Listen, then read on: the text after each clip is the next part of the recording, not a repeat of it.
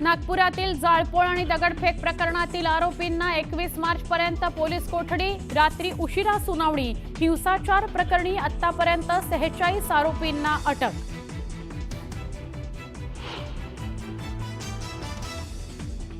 नागपूरमध्ये 11 पोलीस ठाण्यांच्या हद्दीत आजही कर्फ्यू कायम। क्यूआरटीएस आणि आरपीएफच्या तुकड्या बंदोबस्तावर तैनात। हिंसाचाराच्या पार्श्वभूमीवर पोलिसांकडून कसून तपास।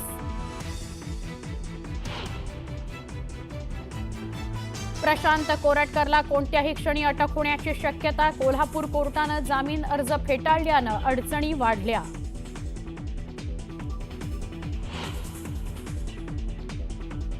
यूट्यूबर समय रैनाला सायबर विभागाकडून पुन्हा समन्स। कफ परेड मधील कार्यालयात आज चौकशी करता हजर राहण्याचे आदेश।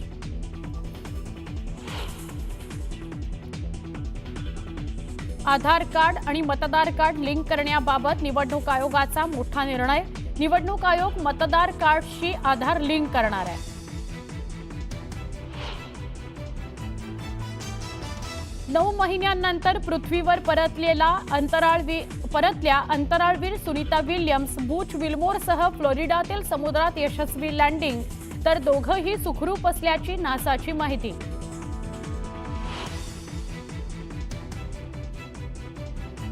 सुनीता विल्यम्स पृथ्वीवर परतल्यानंतर अमेरिकेसह भारतातही जल्लोष। सुनीता यांच्या गुजरातमधील मेहसाणा या गावात आनंदोत्सव। स्पेसक्राफ्ट लँडिंग होता जोरदार घोषणाबाजी।